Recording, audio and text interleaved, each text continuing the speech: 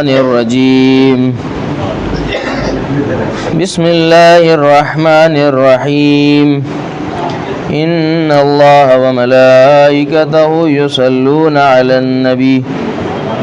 يا أيها الذين آمنوا صلوا عليه وسلموا تسليما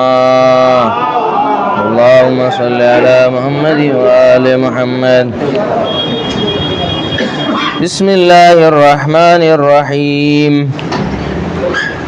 يا بني إسرائيل اذكروا نعمتي التي أنعمت عليكم وأني فضلتكم على العالمين واتقوا يوما لا تجزي نفس عن نفس شيئا ولا يقبل منها عدل ولا تنفعها شفاعة ولا هم ينصرون وإذ ابتلى إبراهيم ربه بكلمات فأتمهن قال إني جاعلك للناس إماما قال ومن ذريتي قال لا ينال عهد الظالمين وإذ جعلنا البيت مثابة للناس وأمنا واتخذوا من مقام إبراهيم مصلى وعهدنا إلى إبراهيم وإسماعيل أن طهر بيتي للطائفين والعاكفين والركع السجود وإذ قال إبراهيم رب اجعل هذا بلدا آمنا وارزق أهله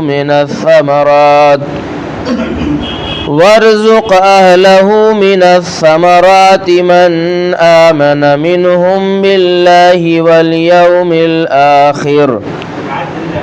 قال ومن كفر فأمتعه قليلا ثم أضطره إلى عذاب النار وبئس المصير صدق الله العلي العظيم اللهم صل على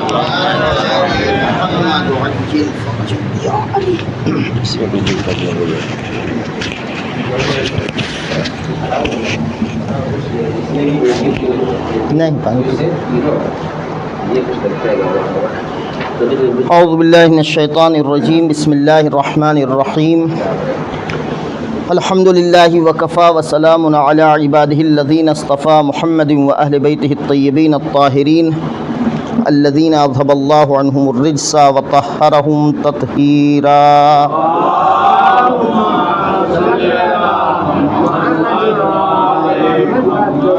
ولعنة الدائمة على أعدائهم أجمعين أما بعد أعوذ بالله من الشيطان الرجيم وإذ جعلنا البيت مثابة للناس وأمنا واتخذوا من مقام إبراهيم مصلى وعهدنا إلى إبراهيم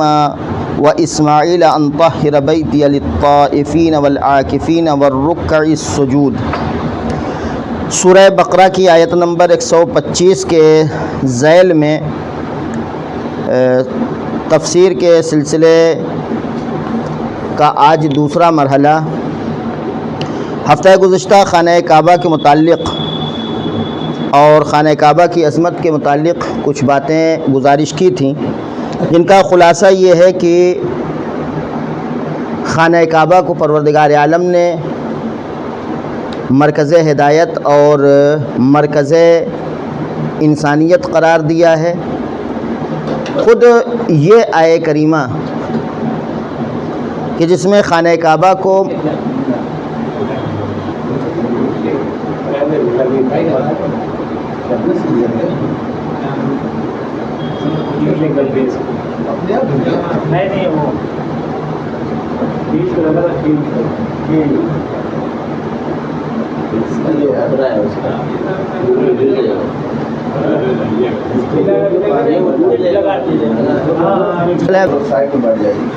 پروردگار عالم نے اس آیہ کریمہ میں خانہ کعبہ کو مثابت قرار دیا ہے۔ مثابہ کے معنی میں نے کیا بیان کیا تھا؟ مثابہ وَإِذْ جَعَلْنَا الْبَيْتَ مَثَابَةً لِلنَّاسِ، مثابت قرار دیا تھا یعنی محل رجوع۔ ہم نے اس مکان کو محل رجوع قرار دیا تھا۔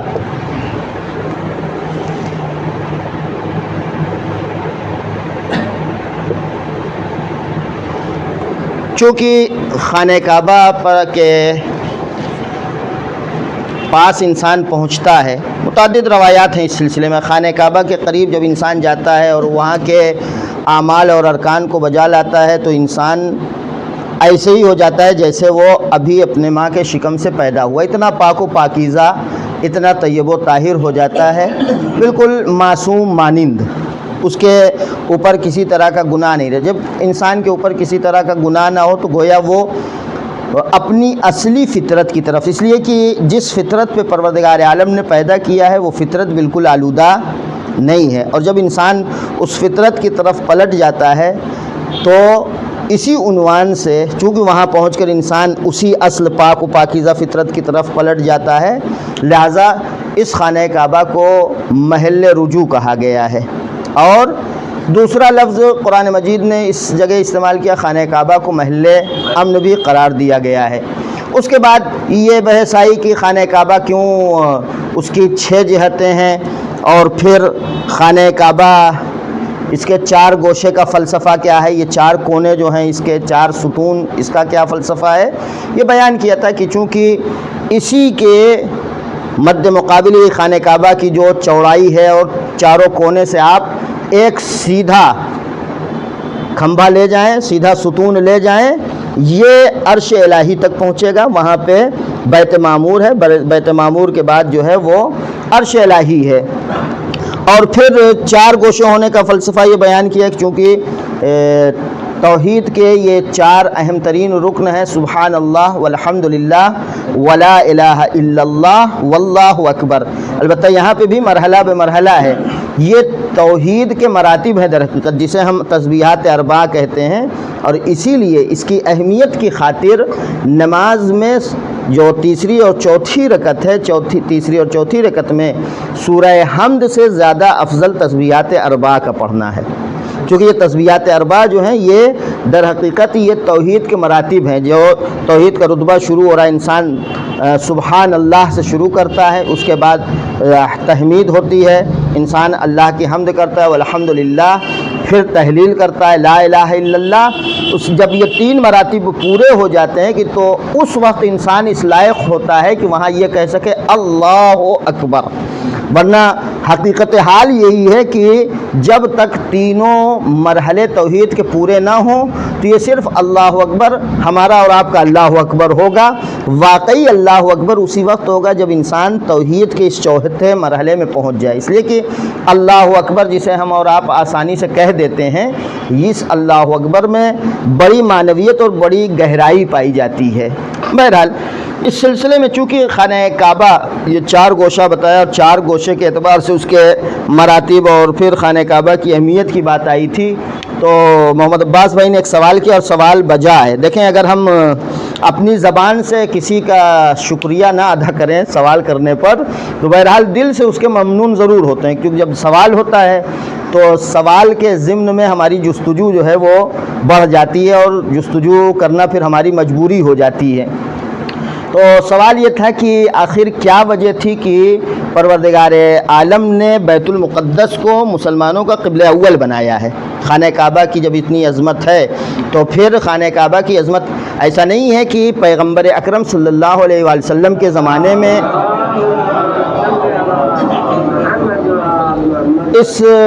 عظمت کا راز جو ہے وہ متصل ہوتا ہے۔ عظمت کا راز، خانہ کعبہ کی عظمت کا راز یہ سمجھو روز اول سے خانہ کعبہ ایک عظیم مکان اور عظیم جگہ رہا ہے، جس کی عظمت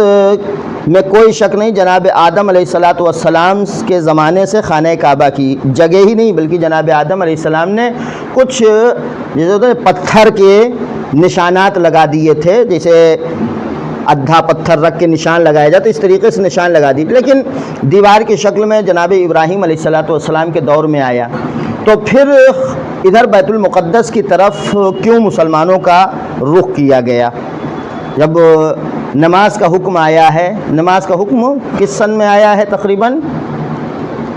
نماز کس سن میں واجب ہوئی ہے؟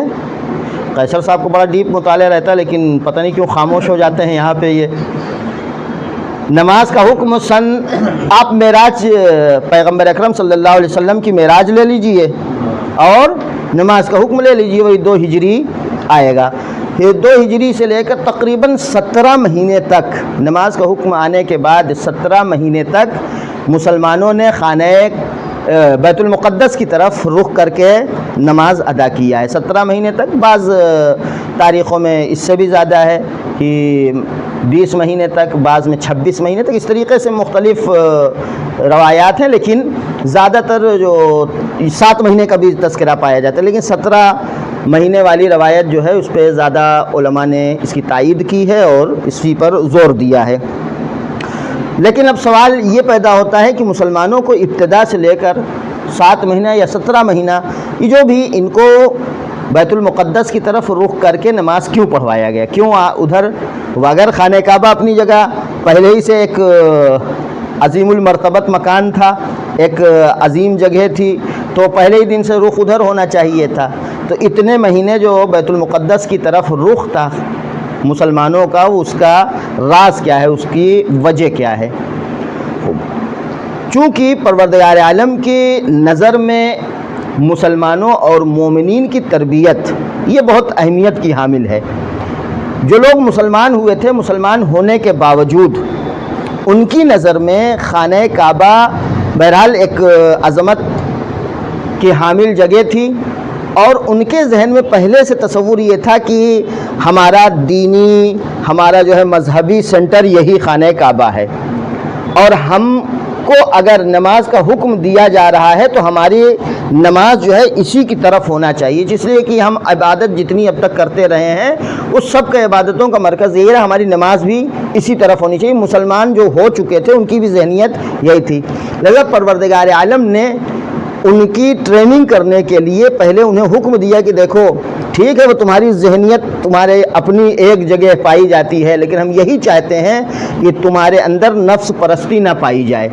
تم اس تعصب میں خانہ کعبہ کو اپنا قبلہ مت اپناؤ کہ یہ مثلا ہمارا ہمیشہ کا مرکز رہا ہے، یہ ہمیشہ کا ہمارا سینٹر رہا ہے، یہ ہماری اصلی جگہ رہی ہے، لہٰذا اس لیے قبلہ ہمارا یہی ہونا چاہیے۔ یہاں پہ اگر ان کی تائید ہو جاتی ہے، یہ ان کا نفس جو ہے اس میں شامل ہو جائے، پروردگار عالم نے ان کی نفس کی تربیت کرنے کے لیے ان کو ان کے نفس کی مخالفت کا طریقہ سکھایا گا، ادھر نہیں تمہیں نماز پڑھنا ہے بیت المقدس کی طرف، اور مسلمان جو ہے ادھر بیت المقدس کی طرف رخ کر کے نماز پڑھتے رہے۔ اب ظاہر سی بات ہے چونکہ بیت المقدس کا تذکرہ ہے تو بہت اجمالی تاریخ بیت المقدس کی میں یہاں پر بیان کرنا چاہوں گا۔ تقریباً 5000 سال پہلے، 5000 سال پہلے سب سے پہلے وہاں کنعانی آئے تھے، کنعانیان کہ جن کو یبوسیان بھی کہا جاتا ہے۔ یہ کنعانیان جو ہے وہاں پہ آ کر آباد ہوئے۔ ایک بہت مختصر ہسٹری جو ہے یہ ہے، اسی مقام پہ جہاں پہ اس وقت وہ بیت المقدس ہے، فلسطین کا جو علاقہ ہے، وہاں پر آئے اور وہاں پہ ایک شہر کی بنیاد رکھا، جس شہر کا نام جو ہے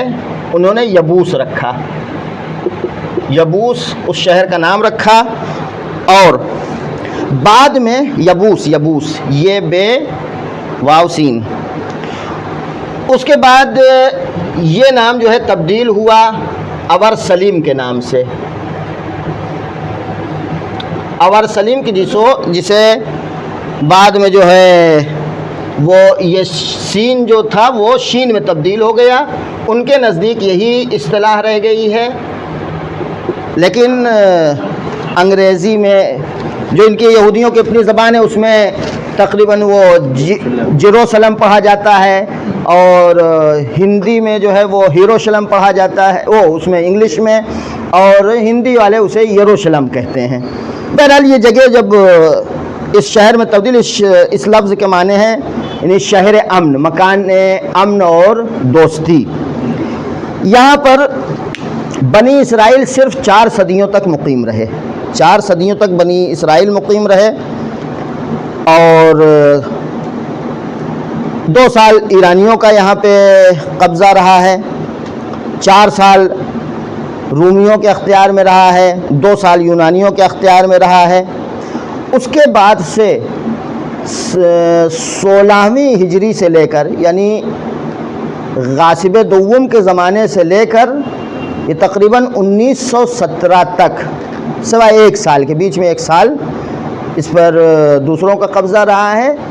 تو 16 ہجری سے لے کر 1917 تک یہ اس پہ مسلمان قابض رہے ہیں۔ اور پھر جس زمانے میں وہاں پہ یہودی کچھ برس کے لیے آئے بھی تھے، تو یہودیوں کو وہاں پہ ان کو وہاں پر نیشنلٹی نہیں دی گئی تھی، ان کی شہریت وہاں پہ قبول نہیں کی گئی تھی، یعنی وہ رسمی طور پہ وہاں نہیں رہ رہے تھے، ایک طریقے سے وہ غیر قانونی طور پر وہاں رہ رہے تھے۔ بعد میں آہستہ آہستہ انہوں نے ایک جو مسلمانوں سے جو سب سے بڑی غلطی ہوئی وہ یہ کہ انہوں نے ان کو اپنی زمینیں بیچنا شروع کیا اور وہ اس کے مالک بنتے گئے، اور جب مالک بن گئے تو ظاہر سی بات ہے انہوں نے اپنا مالکانہ حق جتانا شروع کیا۔ چونکہ یہودیوں کی ایک دلیل یہ بھی ہے وہاں پر قیام کرنے کی اور اس شہر پر قبضہ کرنے کی کہ یہ اصل میں ہمارا وراثتی شہر ہے، اس شہر پہ ہماری ہی حکومت رہی ہے اور اس شہر کے اصلی رہنے والے ہم ہی ہیں، جبکہ وہ جس دوران رہے ہیں اس دوران بھی ان کو شہریت حاصل نہیں تھی۔ بہرحال یہ جو ہے اس حوالے سے اس کی مختصر سی تاریخ ہے۔ شہر کا تقدس اب رہا، کیوں اس شہر کو اہمیت حاصل ہے؟ اس کی وجہ پہلی روایت حضرت امام جعفر صادق علیہ السلام کے سے روایت ہے کہ اس مکان کو، یعنی بیت المقدس کو، جناب سلیمان نبی علیہ السلام نے تعمیر کیا ہے۔ چونکہ روایت کا فقرہ یہ ہے کہ جن لوگوں نے ہماری قبروں کی تعمیر میں تعاون کیا، یہ جن لوگوں نے، امام فرماتے ہیں، پیغمبر فرماتے ہیں، امام جعفر صادق علیہ السلام نقل فرماتے ہیں کہ پیغمبر فرماتے ہیں جن لوگوں نے ہماری قبروں کی تعمیر میں ساتھ دیا، تعمیر کی ہماری قبروں کی،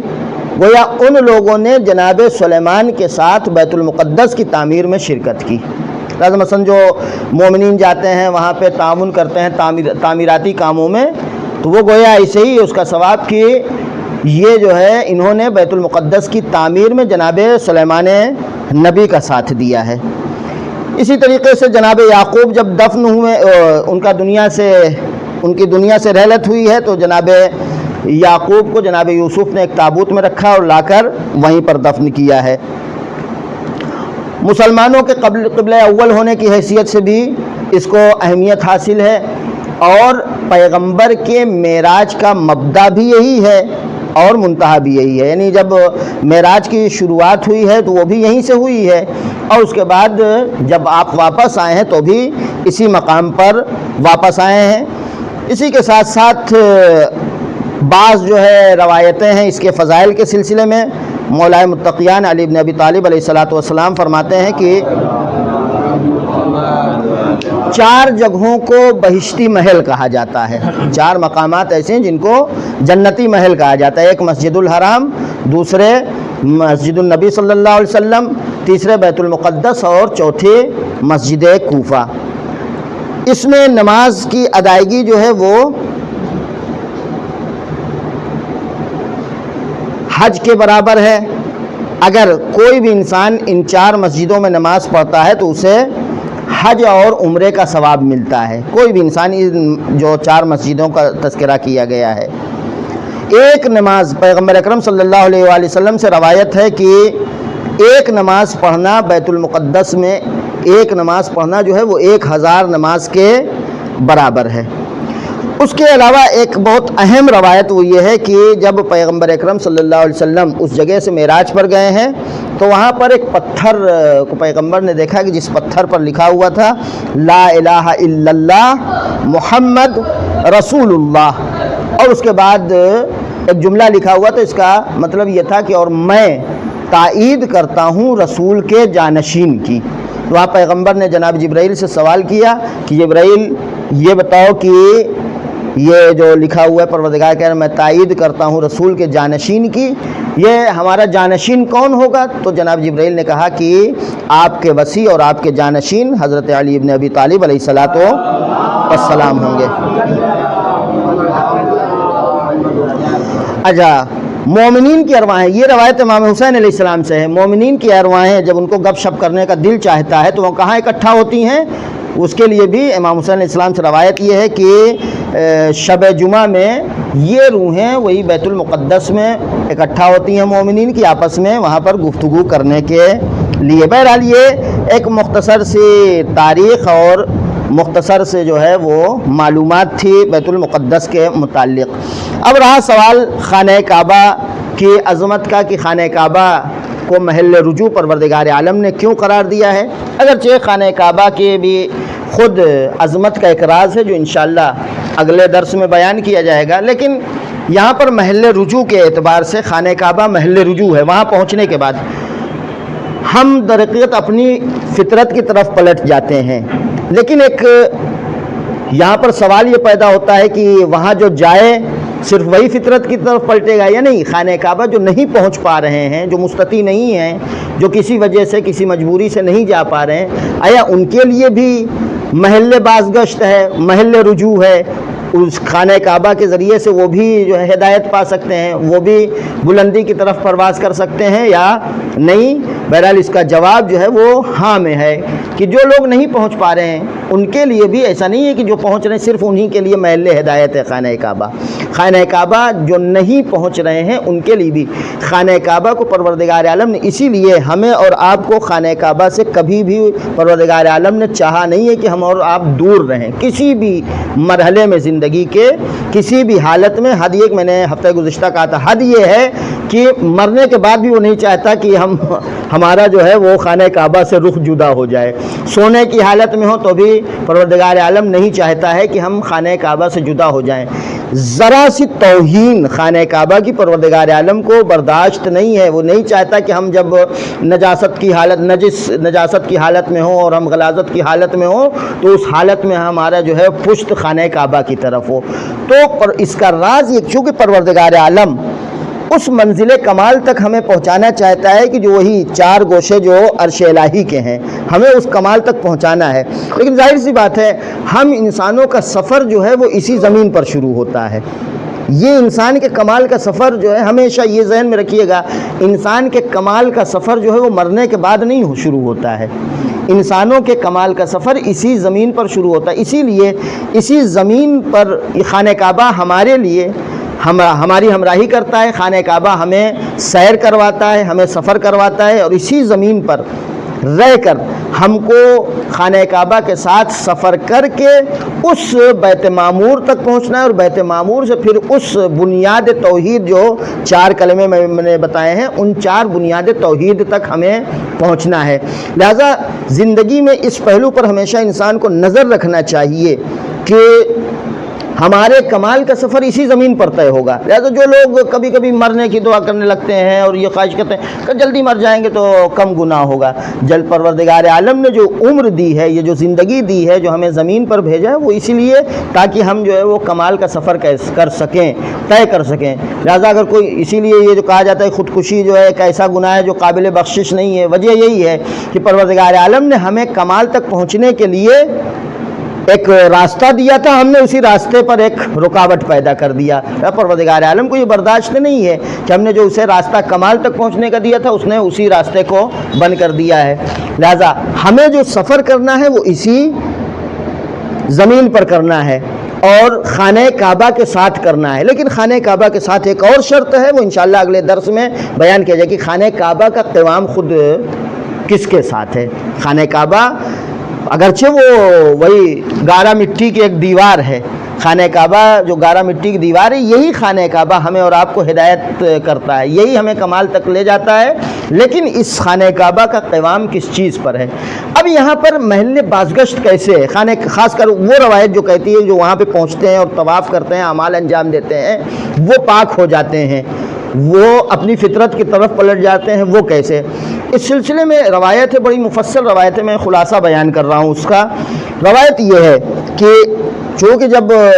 حضرت آدم علیہ السلام کو تیار کر دیا گیا اور اعلان کیا گیا کہ انی جاعل فی الارض خلیفہ، جناب آدم علیہ السلام کی بحث میں یہ ساری باتیں آ چکی ہیں، لیکن یہ جو بیان کر رہا ہوں یہ بات یہاں سے متعلق۔ فرشتوں نے اعتراض کیا تھا، پروردگار عالم نے جواب دیا۔ فرشتوں کا جو بھی تھا اعتراض یا سوال، وہ